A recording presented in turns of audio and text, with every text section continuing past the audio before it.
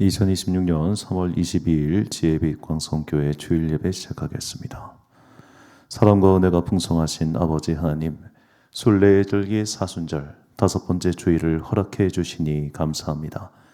이제 얼마 남지 않은 사순절기를 기다리며 우리의 믿음의 수준이 이전보다 조금 더 성장하길 소망하오니 우리의 믿음이 자랄 수 있도록 성령님의 은총을 내려 주옵소서. 예수님의 이름으로 기원하옵나이다. 아멘. 사도신경으로 우리의 신앙을 고백하겠습니다. 나는 전능하신 아버지 하나님, 천지의 창조주를 믿습니다.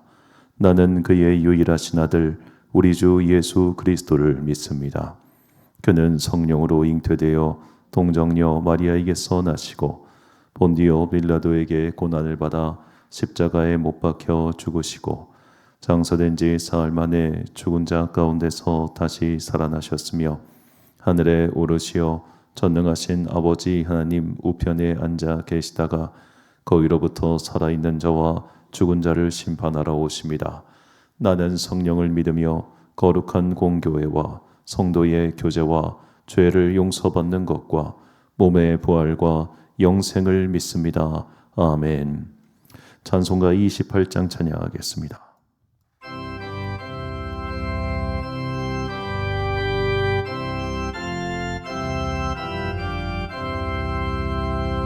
복의 근원 강림하사 찬송하게 하소서. 한량없이 자비하심 생량할 길 없도다. 천사들의 찬송가를 내게 가르치소서. 구속하신 그 사랑을 항상 찬송합니다. 주의 크신 도움받아 이때까지 왔으니 이와 같이 천국에도 이르기를 바라네. 하나님의 품을 떠나 죄에 빠진 우리를 예수 구원하시려고 보혈을 흘려주셨네. 주의 귀한 은혜 받고 일생 빚진 자 되네. 주의 은혜 사슬 되사 나를 주께 매소서. 우리 마음 연약하여 범죄하기 쉬우니 하나님이 받으시고 천국인을 치소서.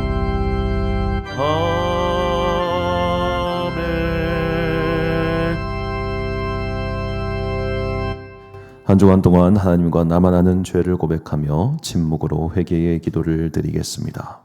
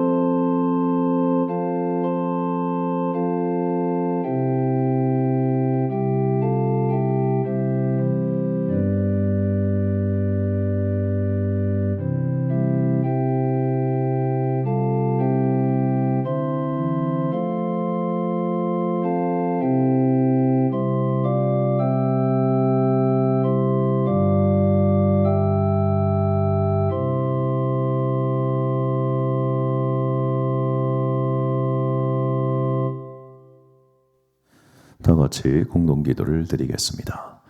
사랑과 은혜가 충만하신 아버지 하나님, 일상의 거친 풍파를 지나 마침내 주님의 품으로 돌아온 자녀들에게 복과 은혜를 내려 주옵소서.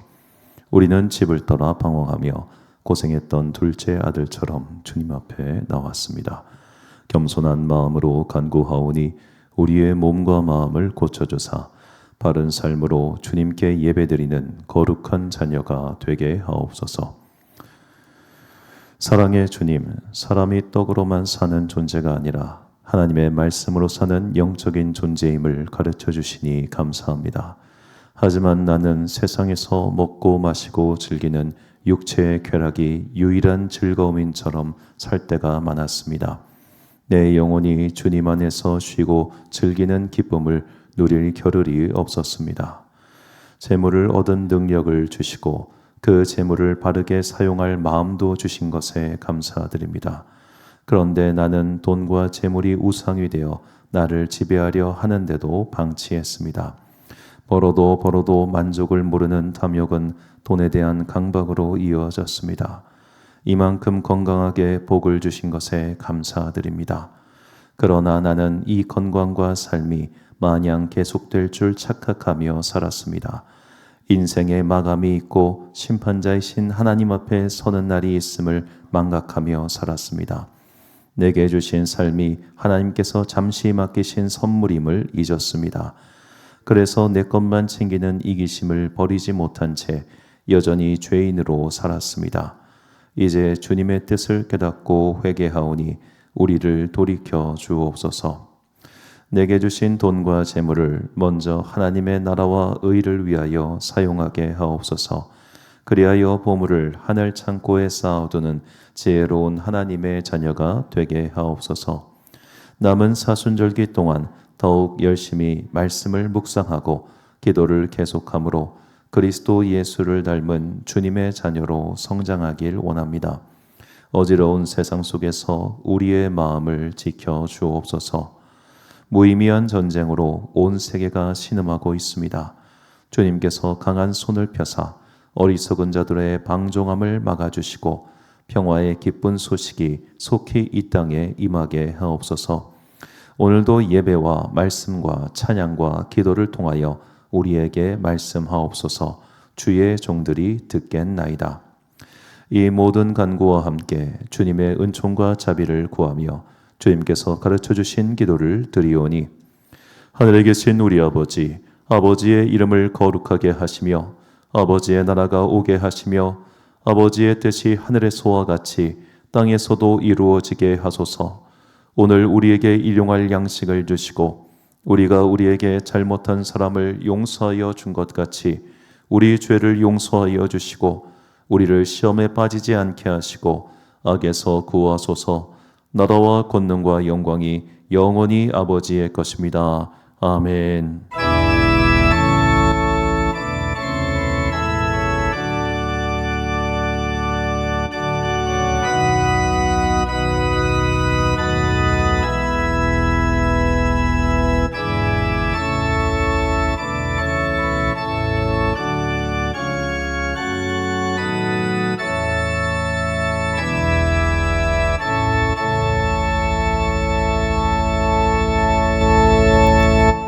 사제의 말씀 선포하겠습니다. 내 마음을 주의 증거들에게 향하게 하시고 탐욕으로 향하지 말게 하소서. 내 눈을 돌이켜 허탄한 것을 보지 말게 하시고 주의 길에서 나를 살아나게 하소서. 아멘. 세상의 삶은 가깝고 천국의 삶은 멀어 보입니다. 그래서 우리는 지상의 삶만 바라보며 천국의 삶을 마치 없는 것 마냥 살고 있습니다. 기말고사가 멀리 있다고 공부를 등한시하는 어리석은 일을 반복하지 마시고 언젠가 반드시 올 그날을 바라보며 천국을 준비하는 슬기로운 주의 자녀들이 되시기를 축복합니다. 교독문 28번을 함께 교독하시겠습니다. 나의 영혼이 잠잠히 하나님만 바라며 나의 구원이 그에게서 나오는도다. 오직 그만이 나의 반석이시요 나의 구원이시요 나의 요새이시니 내가 크게 흔들리지 아니하리로다. 넘어지는 담과 흔들리는 울타리 같이 사람을 죽이려고 너희가 일제히 공격하기를 언제까지 하려느냐? 그들이 그를 높은 자리에서 떨어뜨리기만 꾀하고 거짓을 즐겨하니 입으로는 축복이요 속으로는 저주로다. 나의 영혼아 잠잠히 하나님 바라라. 물은 나의 소망이 그로부터 나오는도다. 오직 그만이 나의 반석이시요 나의 구원이시요 나의 요새이시니 내가 크게 흔들리지 아니하리로다. 너의 구원과 영광이 하나님께 있음이요 내 힘의 반석과 피난처도 하나님께 있도다. 백성들아 시시로 그를 의지하고 그의 앞에 마음을 토하라. 하나님은 우리의 피난처시로다. 아멘. 찬송가 50장 찬양하겠습니다.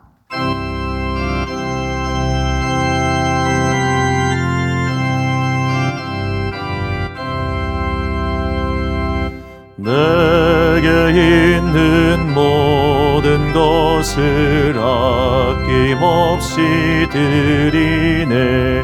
사랑하고 의지하며 주만 따라갈리라.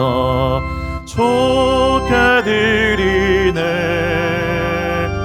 좋게 드리네.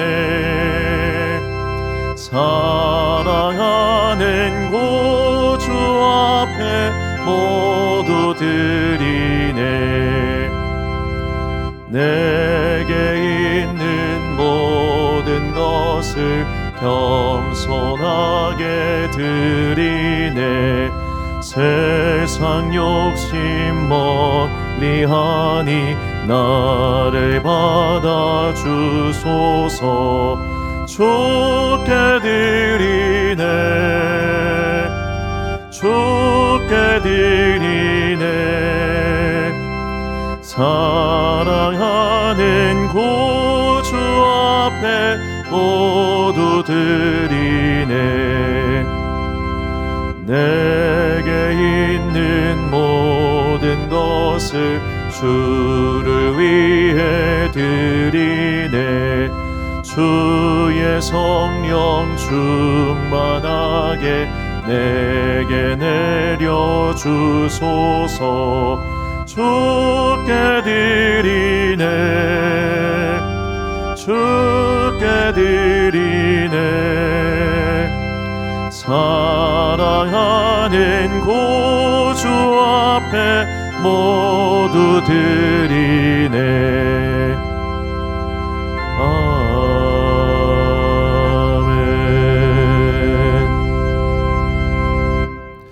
지난주 봉헌하신 분들입니다. 김조한 집사님 가정에서 주저헌금 내셨고 오미영 집사님 가정에서 주저헌금 내셨습니다. 김영수 성교님, 박태현수 성도님, 그리고 박선민 집사님, 엄영숙 권사님, 김영민 집사님 가정에서 드리셨고요. 백유현 집사님 가정에서 드리셨습니다. 김영은 성도님, 이규수 성도님, 병규환 성도님 드리셨고 홍영숙 집사님 드리셨습니다. 하유리 조유리 주저헌금 드렸습니다. 11종국 김정학 집사님, 오영은 집사님 드리셨고요. 김주율 어린이 드렸습니다. 정희원 집사님, 송성원 장로님 드리셨습니다. 감사헌금 오영은 집사님 드리셨고요. 스테코 신호에서 드렸습니다. 김주율 감사헌금 드렸고요. 우영미 집사님 감사헌금 하셨고 김시정 집사님 감사헌금 하셨습니다. 성경금 건축헌금 1,000번째 오영은 집사님 드리셨고 목적헌금 오미영 집사님 드리셨습니다. 더 기타 자세한 내용은 주보를 참고하시기 바랍니다. 사순절 기간 동안 특별 새벽 저녁 기도회 기간 중에 있습니다. 토요일 저녁까지 이어지는 이 기도회 시간 많은 분들 꼭 참석하셔서 은혜 나누시길 바라고요. 시간상 도저히 안 되는 분들은 유튜브로라도 계속 라이브 송출 중이니까 꼭 한 번 이상은 참여하시길 바랍니다. 이제 다음 주면 종료주일입니다. 종료주일은 예수님의 예루살렘 입성을 기념하는 주일이고 이 주일이 지나면 부활주일입니다. 벌써 시간이 이렇게 됐네요. 그러니까 사순절이 이제 한 딱 2주밖에 남지 않았습니다. 그래서 다음 주 고난주간 수요일이래 3월 30일 월요일입니다. 월요일부터 토요일 저녁까지 고난주간 특별 새벽 저녁 기도회가 있습니다. 그리고 성금요일 저녁 예배 4월 3일 금요일 저녁 9시에 있습니다. 우리 교회는 지금까지 이 성금요일 예배는 조금 특별한 예전으로 드리고 있습니다. 저녁 9시부터 한 10시 반까지 정도 이렇게 예배가 이어지는데요.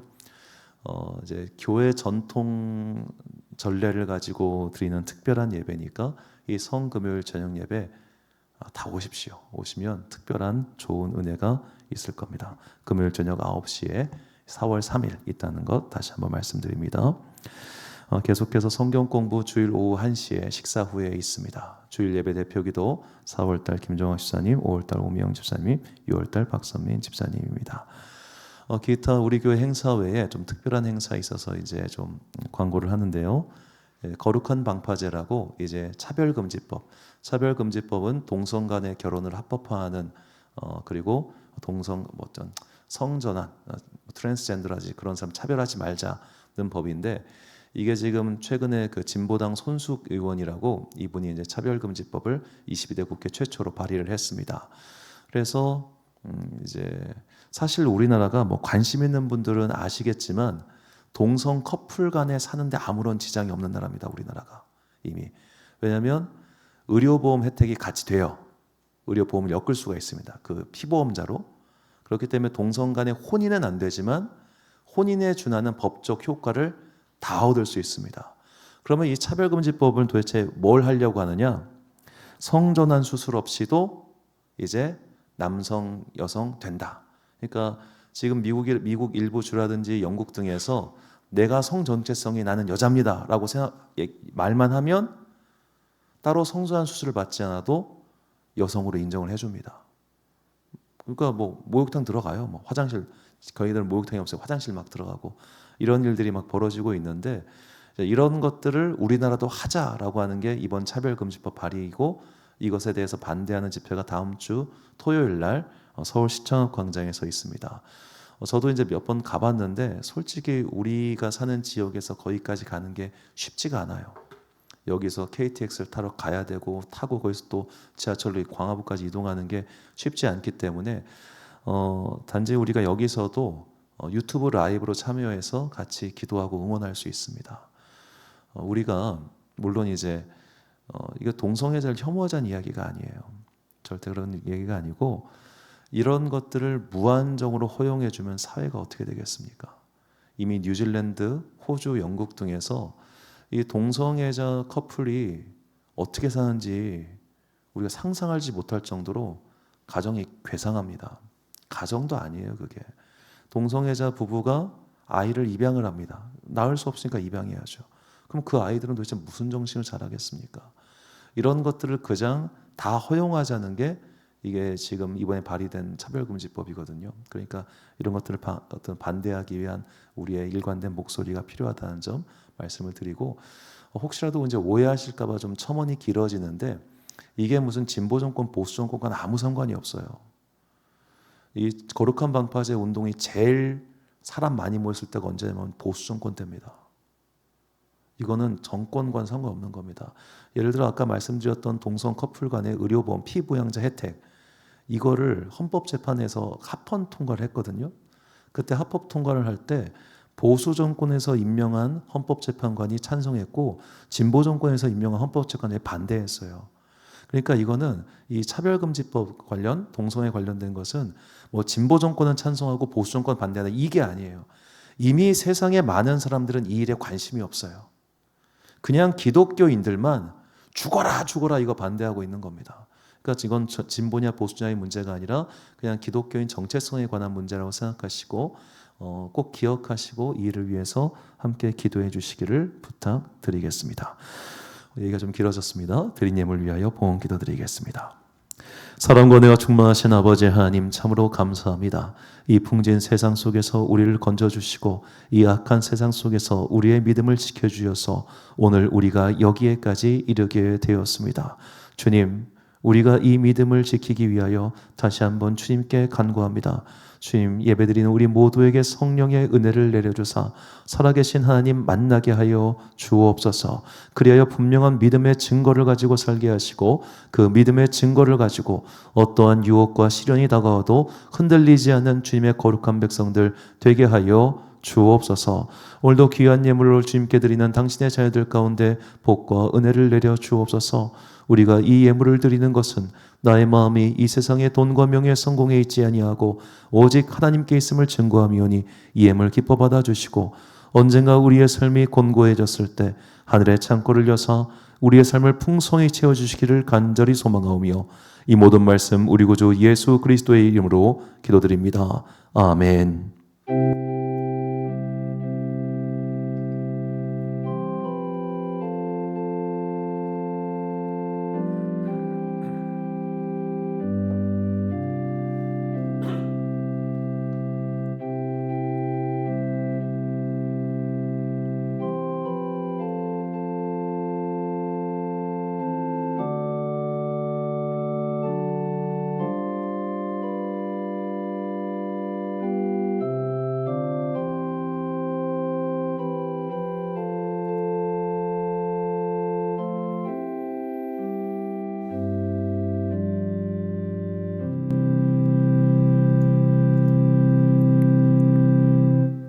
오늘 우리에게 주시는 하나님의 말씀 신명기 14장 22절부터 29절까지 말씀입니다. 신명기 14장 22절부터 29절까지 말씀. 개역개정 성경으로 저와 함께 한 절씩 교독하시겠습니다. 너는 마땅히 매년 토지 소산의 11조를 드릴 것이며 내 하나님 여호와 앞 곧 여호와께서 그의 이름을 두시려고 택하신 곳에서 내 곡식과 포도주와 기름의 11조를 먹으며 또 내 소와 양의 처음 난 것을 먹고 내 하나님 여호와 경외하기를 항상 배울 것이니라. 그러나 내 하나님 여호와께서 자기의 이름을 두시려고 택하신 곳이 내게서 너무 멀고 행로가 어려워서 내 하나님 여호와께서 그 풍부히 주신 것을 가지고 갈 수 없거든 그것을 돈으로 바꾸어 그 돈을 싸가지고 내 하나님 여호와께서 택하신 곳으로 가서 내 마음에 원하는 모든 것을 그 돈으로 사되 소나 양이나 포도주나 독주 등 내 마음에 원하는 모든 것을 구하고 거기 내 하나님 여호와 앞에서 너와 내 권속이 함께 먹고 즐거워할 것이며 내 성읍에 거주하는 레위인은 너희 중에 분깃이나 기업이 없는 자이니 또한 저버리지 말지니라. 매 3년 끝에 그해 소산의 10분의 1을 다 내어 내 성읍에 저축하여 너희 중에 분깃이나 기업이 없는 레위인과 내 성중에 거류하는 객과 및 고아와 과부들이 와서 먹고 배부르게 하라. 그리하면 내 하나님 여호와께서 내 손으로 하는 범사에 내게 복을 주시리라. 아멘. 재물과 재물로 예배하라라는 제목으로 하나님의 말씀 선포하겠습니다. 연초부터 지금까지 예배에 대한 말씀을 계속해서 선포하고 있습니다. 이제 부활절로 해서 총 12번 설교가 마무리됩니다. 잠시 이제 복습하는 시간을 한번 가지면 첫 번째로 우리가 예배에 시간을 쏟아야 된다고 했습니다. 사람이 바뀌는데 1만 시간은 필요한데 여러분 1만 시간 채우려면 주일 예배로만 채우려면 몇 년 걸린다고요? 120년 걸린다고 했습니다. 그러니까 이 120년을 다 할 수 없으니 꼭 다른 시간도 들여서 예배를 집중하라고 말씀드렸죠. 그리고 예배를 집중해야 됩니다. 여러분 충성스러운 개는 주인을 바라보고 있으니까 고구마라도 얻어먹습니다. 예배 시간에서 집중하지 못하면 아무것도 못 얻고 돌아가니까 꼭 예배 시간에 집중하시기 바랍니다. 그 세 번째로 예배를 결단해야 됩니다. 결단이라고 하는 것은 여기서 나가서 여기서 끝나고 나갈 때 뭐 하나라도 내가 그래 내일부터 이렇게 해보자 라고 하는 것이 있어야 한다는 겁니다. 네 번째로 성령으로 예배해야 됩니다. 예배는 결국 우리가 새로운 생명체로 날마다 거듭나는 시간입니다. 그러니까 성령께서 임하셔서 내 안에 죄를 태워주시는 거예요. 그러니까 오늘 여기서 세탁하고 가는 겁니다. 거룩한 흰 예복을 받았어요. 우리가 그리스도인이 돼서 받았는데 세상 사니까 더러워졌잖아요. 더러워진 거 여기서 한번 세탁 다시 하고 가는 겁니다. 코인 세탁방이라고 생각하시면 돼요. 다섯 번째, 예수님으로 예배하는 겁니다.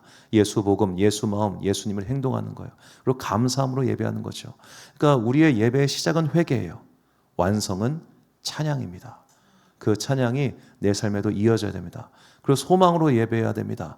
우리는 두 가지 소망을 품고 삽니다. 지상의 소망과 천국의 소망. 예배는 이 두 가지를 모두가 다 강화시키고 깨닫는 시간이에요. 여덟 번째로 온전함으로 예배하라. 우리는 그 마지막 완성을 향해서 뚜벅뚜벅 가는 사람들입니다. 지금 미흡해도 상관없습니다. 다음 주에 조금 더 나은 사람이 되면 됩니다. 올해 좀 모자라도 괜찮습니다. 내년에 조금 더 채워지면 됩니다. 그러니까 우리의 삶이 끝나는 그 시간까지 우리는 마지막 완성을 향해서 꾸준하게 가는 사람들인 것이죠. 아홉 번째로 로고스로 예배하라. 지난주에 말씀드렸죠. 성경을 배우고 성령님의 도움을 받아서 실천하는 삶의 예배를 드리라고 말씀을 드렸습니다. 오늘은 그 10번째 시간으로 헌금에 대해서 말씀드리려고 합니다. 자, 헌금 이야기하면 다들 싫어합니다. 좋아하는 사람 한 명도 없습니다. 왜 그럴까요? 돈은 귀한 거요. 오늘도 여러분들이 이제 끝나고 각자의 삶의 전선을 가져가지고 남의 지구에서 돈을 빼오기 위해 고생하시는 거잖아요. 이게 얼마나 어려운 일입니까? 자, 그런데 하나님은 그 어려운 걸 알고 계심에도 불구하고 우리에게 너희가 받은 것 중에 무언가를 드리라고 말씀드립니다. 자, 예배는 이런 구조가 기본적인 구조가 있습니다. 예배는 우리가 하나님께 먼저 올려드립니다. 예배의 기원을 올려드리고 우리의 믿음의 고백을 올려드리고 찬양을 올려드리고 기도를 올려드립니다. 그리고 지금 우리가 현재 말씀을 받는 시간인 거예요. 받는 시간.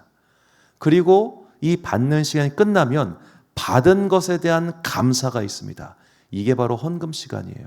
그래서 전통적인 교회는 설교 다음에 헌금 시간, 봉헌 시간이 있습니다. 우리는 이제 설교 이후에 좀 결단을 좀 더 강화하려다 보니까 이 봉헌 기도나 그런 것들이 설교 앞에 있는 거고, 전통적으로는 설교 이후에 봉헌이 있어요. 헌금. 왜? 우리가 말씀을 받았으니까 응당마땅히 주님께 받은 것에서 드려야 한다는 거죠. 이게 헌금입니다. 다시 말씀드리면 헌금은 어렵습니다. 내 마음에서 띠까 나가는 것 같습니다. 돈이니까요. 귀한 거니까. 그래서 그런지 이 헌금이라고 한 한자어가 이 헌금을 드리는 마음을 잘 표현해 주는 것 같아요. 이 헌금할 때 이 드릴 헌자가 있어요. 바치다, 드리다. 이게 솥권자에 개 견자를 씁니다. 솥에다가 강아지를 삶는 게 헌금이에요. 개를 사랑하는 사람에게 이것은 매우 상상만 해도 가슴 아픈 일입니다. 진짜 옛날에는 집에서 키우던 개를 잡아먹었대요. 세상에 어떻게 그런 일이 있을 수가 있을까요? 그 예쁜 거를, 그 귀여운 걸, 그 사랑스러운 걸, 나를 똘망똘망 쳐보고 있는 개를 푹 삶아버리는 게 헌금이에요. 가슴 아프잖아요. 돈이 그만큼 가슴 아픈 거예요. 내가 번 돈을 하나님께 드린다는 것은 굉장히 가슴 아픈 일입니다. 자, 그런데도 왜 하나님께서 이렇게 가슴 아픈 일을 시키셨을까요? 먼저 성경이 이 재물에 대해서, 이 재물은 돈을 뜻합니다. 이 돈에 대해서 뭐라고 말하는지를 우리는 살펴볼 필요가 있습니다. 자, 성경은 분명히 말합니다. 신명기 8장 17절과 18절 말씀 보니까, 그러나 내가 마음에 이르기를 내 능력과 내 손의 힘으로 내가 이 재물을 얻었다 말할 것이라.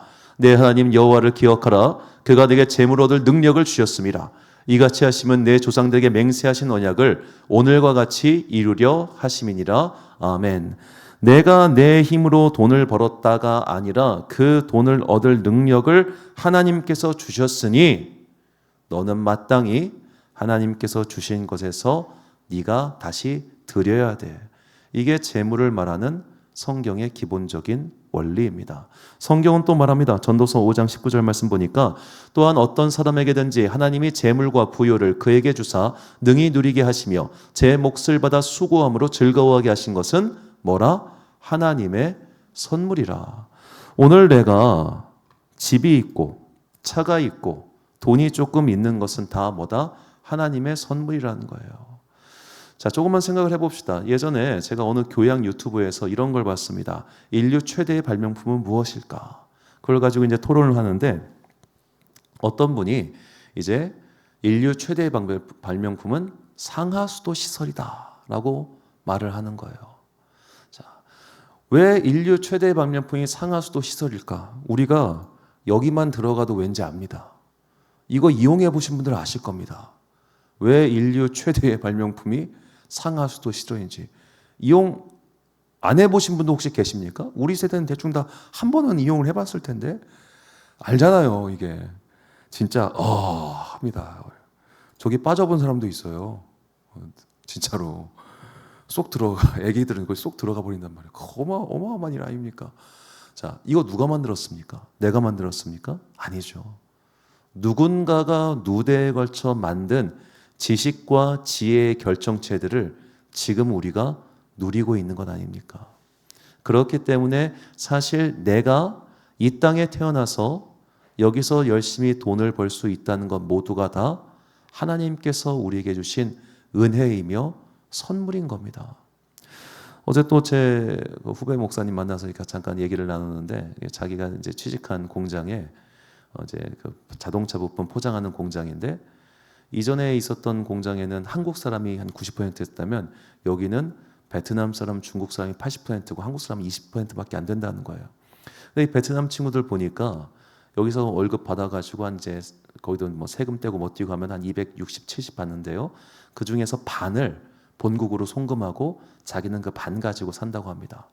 130 갖고 솔직히 여기서 뭐 월세 얻기도 힘들잖아요. 그러니까 회사 기숙사 거기서 살면서 숙식은 간단히 해결하고 그렇게 산다는 거예요. 그렇게 열심히 벌어서 본국에 송금하는 겁니다. 바꿔 말하면 우리는 그런 직업들이 너무 많아요. 내 한 몸 바스라자 일하면은 먹고 살 수 있는 나라가 이 나라입니다. 복 받은 거예요. 이 복 받은 나라에서 태어났다는 것만으로도 우리가 감사할 이유가 충분하지 않겠습니까?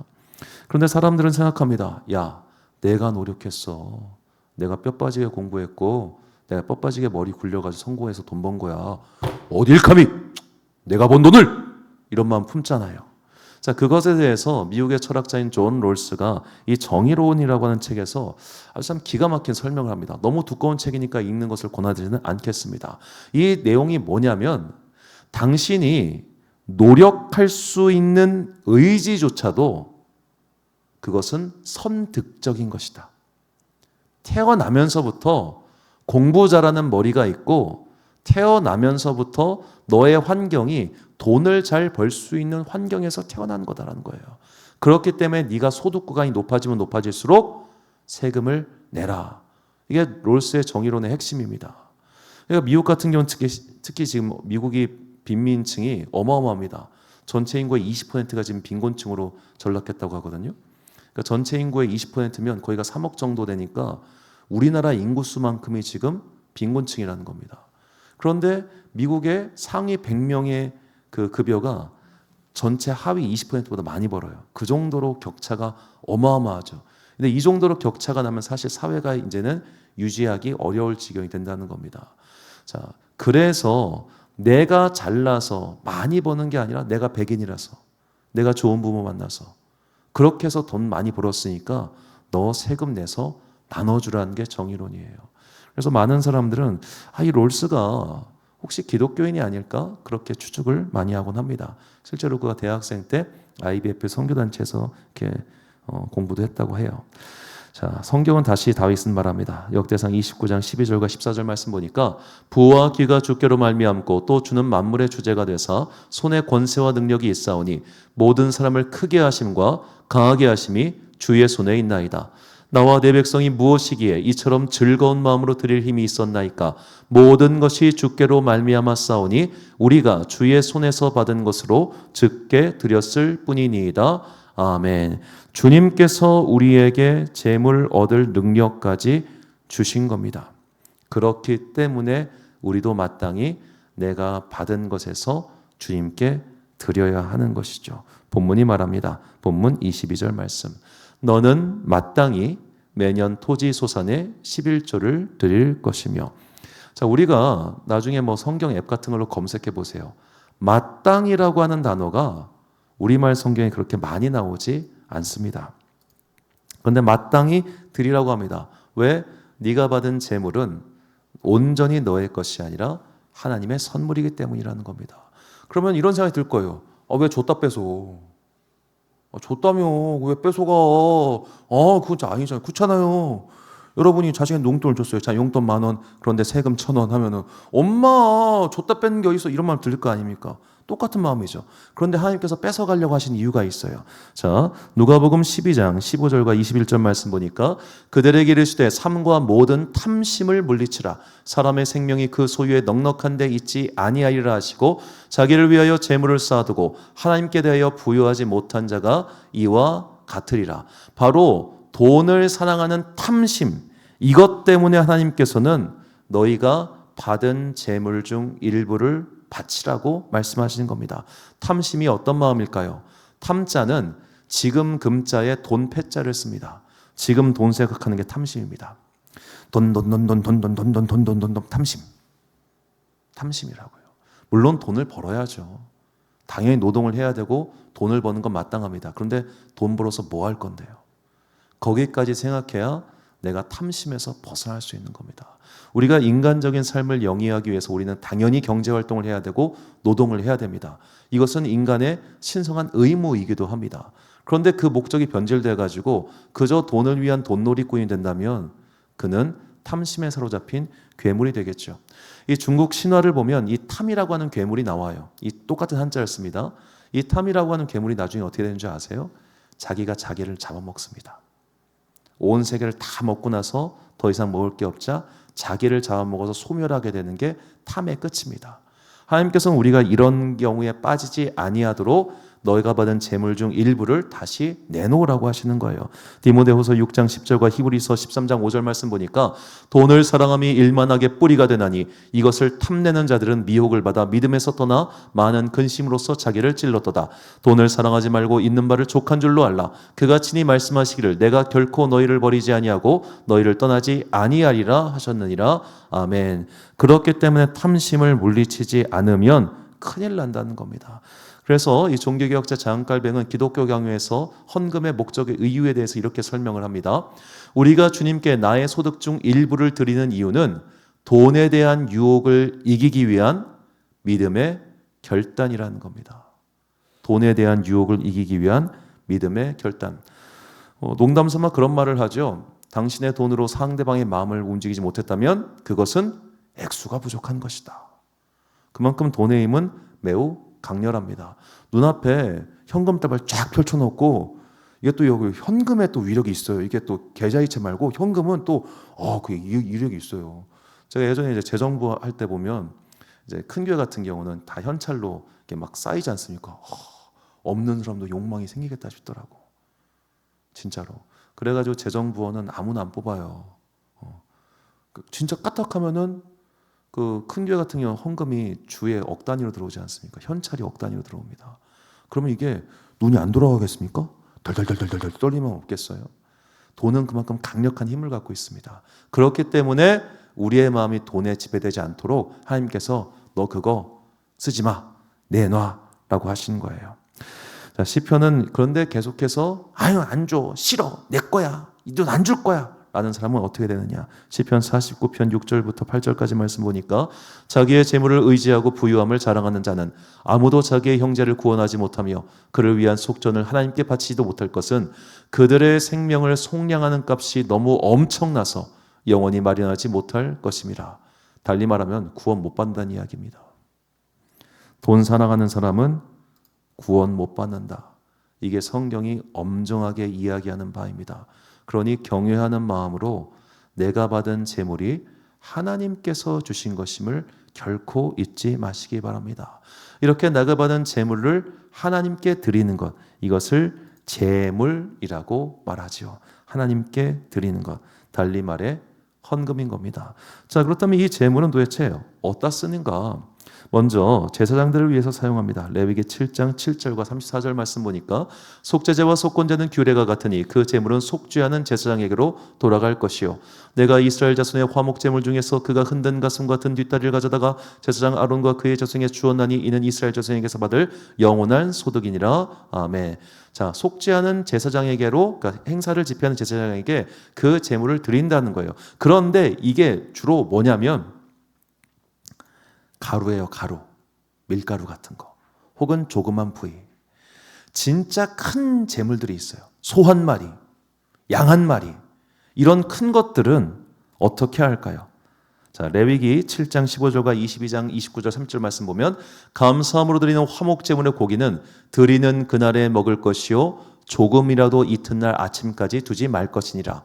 너희가 여호와께 감사 제물을 드리려거든 너희가 기쁘게 받은 심이 되도록 드릴지며 그 제물은 그날에 먹고 이튿날까지 두지 말라. 나는 여호와이니라. 자, 제물은 특히 큰 고기 제물은 그날 다 먹으라고 하십니다. 그러면 소 한 마리를 제물로 바쳤다고 칩시다. 소 한 마리는 몇 명이서 먹을 수 있을까요? 소 한 마리. 제가 인터넷으로 조사를 해보니까 소 한 마리가 600kg라고 가정했을 때 먹을 수 없는 게 240kg. 머리, 내장, 가죽 같은 거 벗겨내고 순수고기, 이걸 지육이라고 하더라고요. 이게 뼈를 포함한 겁니다. 360kg. 뼈를 바른 정육은 약 150에서 200kg. 700인분입니다. 저 같은 장정들이 먹는다고 하면 싹 200인분으로 줄어들겠죠. 그리고 우리 같은 경우는 그 고기로, 그 뼈로 곰국을 끓여 먹을 테니까 좀 더 많이 먹을 수 있을 겁니다. 근데 곰국을 뼈로 직접 우리면 하루 만에 우릴 수 있을까? 하여튼 가능하다 쳐봐요. 그렇게 하면 대략 아무리 못 먹어도 1000명 먹습니다. 한국인 기준으로 1000명은 먹어요. 곰국까지 우리가 했을 때 1000명을 누가 다 먹습니까? 그러니까 이 재물의 본질이 뭐냐면 너희가 바친 걸로 너희끼리 나눠 먹으라예요. 너희끼리 못 먹는 사람, 평생 소고기 한번 못 먹어본 사람, 양고기 한번 못 먹어본 사람, 어차피 제가 어린 양을 잡아봤습니다. 새끼 양을. 그거 7명이서도 그날 다 못 먹어요. 그 정도로 고기가 많아요. 이거를 하나도 남김없이 다 먹으려면 몇십 명이 달려들어서 뜯어 먹어야 되는 것도 양입니다. 하물며 소고기라면. 이 많은 것들을 함께 나눠 먹으라고 하나님께서는 재물의 사용처를 정해주신 겁니다. 이렇게 하면 뭐가 있다? 너에게 복이 있다라고 하세요. 27절과 29절 말씀 본문 보니까 내 성읍에 거주하는 레위인은 너희 중에 본계시나 기업이 없는 자니 또한 저버리지 말지니라. 너희 중에 본계시나 기업이 없는 레위인과 내 성 중에 거류하는 객과 및 고아와 과부들이 와서 먹고 배부르게 하라. 그리하면 내 하나님 여호와께서 내 손으로 하는 범사에 내게 복을 주시리라. 아멘. 네가 받은 재물 중에 일부를 나에게 바쳐라. 그런데 그건 어디다 쓰라? 가난한 사람 돕는 데 쓰라. 이게 하나님께서 우리에게 재물을 바치라고 하신 이유예요. 그냥 교회 헌금하고 교회 운영비로 사용해라 이런 이야기가 아니라 네가 가진 재물을 그 얻을 능력을 주셨으니 너는 마땅히 손을 펴서 너보다 어려운 자를 도와주라. 이것이 성경이 말하는 헌금의 원리인 겁니다. 그래서 이 초창기 교황 중 하나였던 그레고리오스 1세는 교회의 헌금 사용을 이렇게 정했습니다. 자, 4분의 1은 그 교회 사제를 위해서 사용하고 4분의 1은 관구의 교회. 이 관구라고 하는 것은 예를 들어 천안아산 관구, 이렇게 천안아산 노예의 큰 전체를 말합니다. 그리고 교회 주위의 이웃을 돕기 위해 4분의 1은 교회의 관리 및 운영을 위해서 사용하라. 이렇게 말을 합니다. 이것을 요즘식으로 바꾸면 이런 거예요. 25% 인건비, 25%는 내부 관리비, 25% 선교비, 25% 구제비. 그러니까 교회 재정의 절반은 교회 바깥에 쓰고 교회 재정의 절반은 내부를 위해 사용하라. 이것이 교회가 정했던 헌금 사용의 원칙입니다. 제 목회의 꿈이 저거 해보는 겁니다. 제 목회의 꿈이 딱 저거 되면 저는 미련 없이 은퇴할 거예요. 진짜로. 그게 50이 됐든 60이 됐든 진짜 완전 꿈. 교회 재정의 절반을 외부로 돌리고 내부 절반만 가지고 우리가 사랑하는 그런 멋진 교회가 저는 돼보고 싶습니다. 같이 꿈꿔주시고 기도해 주길 바랍니다. 자, 여기까지 얘기하면 다 좋죠. 그래, 맞아. 좋은 얘기 하죠. 그런데 문제가 있습니다. 문제가 뭘까요? 세금을 너무 많이 내요. 우리가 세금을 너무 많이 내. 자, 최저임금으로 기준을 해가지고 만약에 내가 새해 전 월급이 200만 원대다 라고 하면 세후 180만 원입니다. 그러니까 우리는 11조를 드리기 이전에 이미 국가가 나의 11조를 가져갑니다. 이게 소득 구간에 따라서 많이 늘어나요. 예를 들어 내가 월 1000만 원을 번다. 그러면 세금이 200만 원이 넘습니다. 우와. 이제 또 개인 사업 하시는 분들은 5월 달이 오죠. 종합소득세. 세금. 이 세금을 보고 나니까 어머머, 저는 여러분의 11조라는 얘기 못 하겠어. 양심상. 너무 많이 뜯어가. 힘들죠? 맞아요. 힘들어요. 진짜 힘들어요. 그래서 저는 이렇게 생각합니다. 11조는 내가 믿음의 분량과 상황이 허락되는 그때 하십시오. 다만 하면 복이 있습니다. 말라기 3장 10절 말씀 보니까 만군의 여호와가 이르노라 너희의 온전한 11조를 창고에 들여 나의 집에 양식이 있게 하고 그것으로 나를 시험하여 내가 하늘 문을 열고 너희에게 복을 쌓을 것이 없도록 붙지 아니하나 보라. 아멘. 하나님께 우리가 얻은 것에서 드리면 분명히 하나님께서는 기억하시고 내 삶을 채워주십니다. 여기서 잠시 제 간증을 드리겠습니다. 제가 제 힘으로 처음 돈을 번 것은 대학교 때 신문 배달하면서였습니다.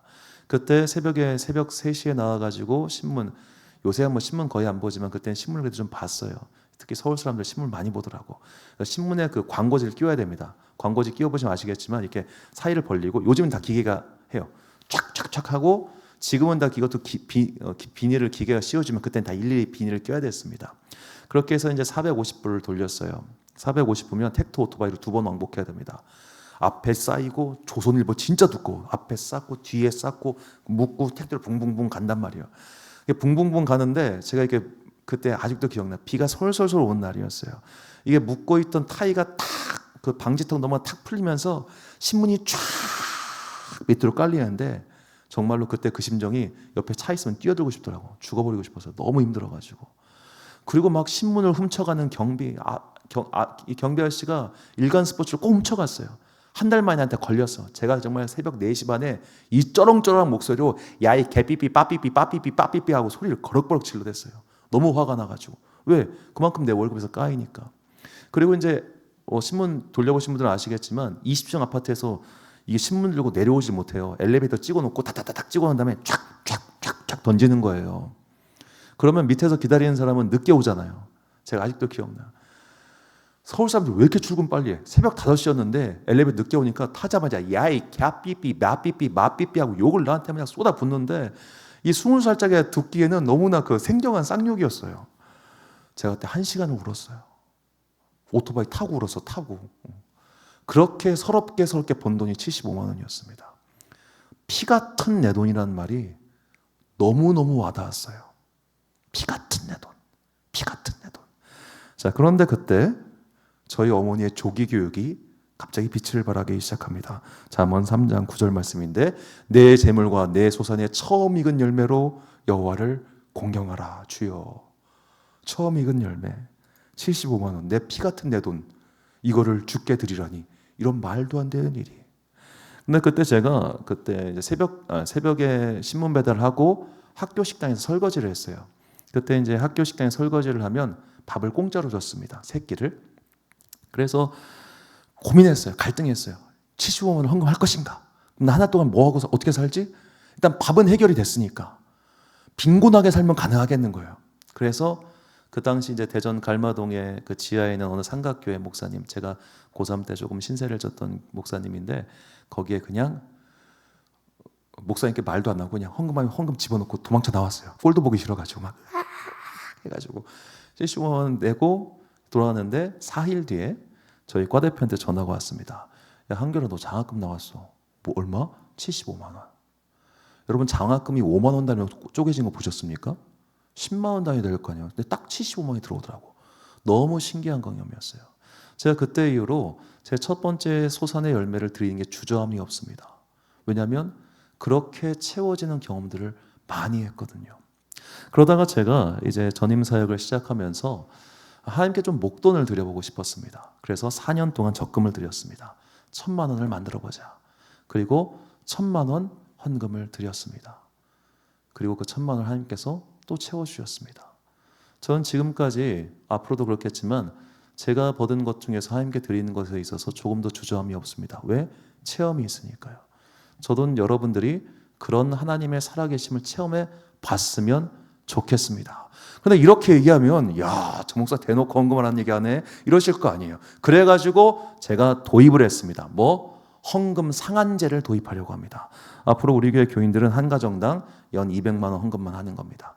이거 넘어가는 헌금은 제가 반려를 하던가 혹은 따로 허락한 분들만 이 헌금 하도록 하겠습니다. 왜 200만 원인가? 잘 생각해 보니까 2인 가정을 했을 때 주정 헌금 제외하고 기타 감사헌금 좀 하면은 한 200만 원 차올 것 같아요. 그럼 나머지 나는 11조 드리고 싶은데 어떻게 해요, 목사님? 그 11조 모으셔서 목돈을 꼭 하나님께 드려보십시오. 예를 들어 캄보디아 같은 나라에 우물 파는 거 1,500만 원, 한 10년 전에 1,500만 원 정도 드렸습니다. 그리고 제가 인도에 선교할 때 17년 전이긴 한데 그 당시에 3,000만 원이면 우리 교회 정도 되는 사이즈의 예배당을 지을 수 있었습니다. 내가 뭐 3천만 원 모으는데 얼마 걸리는지 제가 모르겠습니다. 각자 소득관이 다르겠지만 그 정도 돈 모아서 하나님께 기쁜 마음으로 드려보십시오. 그게 모을 때 이게 유혹이 커요. 왜냐하면 돈이 급하잖아요. 그러면 빼서 쓰고 싶잖아. 그 유혹을 견디고 차곡차곡 모아지는 이 헌금을 바라보는 기쁨이 어마어마하거든요. 꼭 한번 해보시길 바라는 마음으로 헌금 상한제, 가정당 200만 원 한도 제한합니다. 그러면 상한이 있으면 하한도 있어야 될 거 아니에요. 최소한 이거 이상은 헌금해라. 이렇게 생각을 해봤어요. 우리가 주일날 와서 하나님께 받는 거를 음식에 비유해 봅시다. 누가 밥을 샀어요. 그럼 나는 차라도 사야 될 거 아니에요. 그렇죠? 차 한 잔은 사야지. 그게 도리잖아요. 그럼 차 한 잔을 대접해 드리자는 거예요. 근데 스타벅스나 폴바스에서 너무 비싸. 메가커피는 너무 싸. 적당한 게 뭘까요? 이디야 같아. 이디야 아메리카노 3,000원. 그러니까 여러분 최소한 주일날 3,000원의 헌금은 하십시오. 그게 최소한입니다. 최소 3,000원, 연간 최대 200만 원. 자, 이렇게 우리 헌금 구간을 정해 놓을게요. 그러니까 이거는 꼭 지키셨으면 좋겠어요. 이 정도는 지켜야 내가 최소한 나의 믿음이 이 세상에 넘어가는 것을 방지할 수 있고 내가 그리스도 예수의 정체성을 유지하며 살 수 있습니다. 헌금 어렵습니다. 어려운 거 100분 이해합니다. 피 같은 내 돈 아닙니까? 그런데 드려보면 드려볼수록 분명히 새로운 만남과 기쁨이 우리 가운데 있습니다. 그러므로 믿음의 용기를 내어 결단해 보십시오. 특히 몇 년 동안 돈 차곡차곡 모아서 하나님께서 원하시는 것 필요한 곳에 그 목돈을 드려보십시오. 이거 우리 교회 하라는 얘기가 절대 아닙니다. 오히려 그런 건 진짜 안 받습니다. 그 큰 돈을 전혀 다른 제3세계 국가 그런 데다가 심지어 그런 곳에 나의 이름으로 기부할 수 있거든요. 그렇게 하세요. 진짜 큰 기쁨이 있습니다. 정말 하나님께서 기뻐하시는 그 삶을 향하여 오늘도 내일도 내가 주님께서 주신 것에 감사하고 뚜벅뚜벅 헌신하고 갈 때 살아계신 하나님을 만나게 될 것이고 그 살아계신 하나님께서 우리에게 더욱더 새로운 은혜를 주실 것입니다. 결단의 말씀 디모데후서 6장 17절과 18절 말씀 우리가 한 목소리로 봉독하겠습니다. 시작.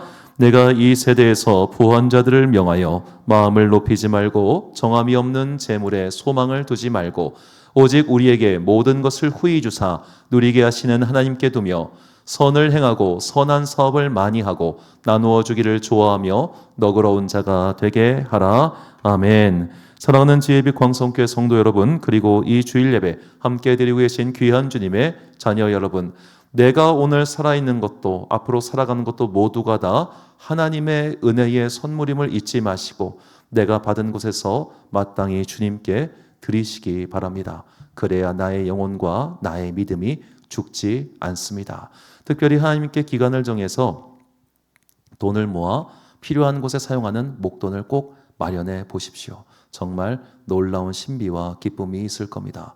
그렇게 나의 가진 것으로 주님께 드림으로 말미암아 오늘 우리의 삶 가운데 역사하시는 하나님의 살아계심을 체험하는 복받는 여러분과 제가 되시기를 주님의 이름으로 축원합니다.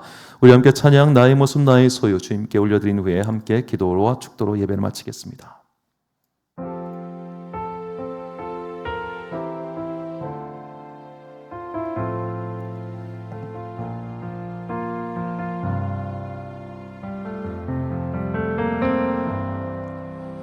나의 모습 나의 소유 주님 앞에 모두 드립니다. 모든 아픔 모든 기쁨 내 모든 눈물 받아주소서. 나의 생명을 드리니 나의 생명을 드리니 주 영광 위하여 사용하옵소서. 내가 사는 날 동안에 주를 찬양하며 기쁨의 제물 되리. 나를 받아 주소서. 어제 일과 내일 일도 어제 일과 내일 일도 꿈과 희망 모두 드립니다. 모든 소망 모든 계획 내 손과 발을 받아주소서. 나의 생명을 드리니 나의 생명을 드리니 주 영광 위하여 사용하옵소서. 내가 사는 날 동안에 주를 찬양하며 기쁨의 제물 되리. 나를 받아주소서. 우리 가진 모든 것을 우리 가진 이 모든 것들을 다 주께서 우리에게 주시었네. 몸밖에 드릴 것이 없으니 내 삶을 받아 주소서.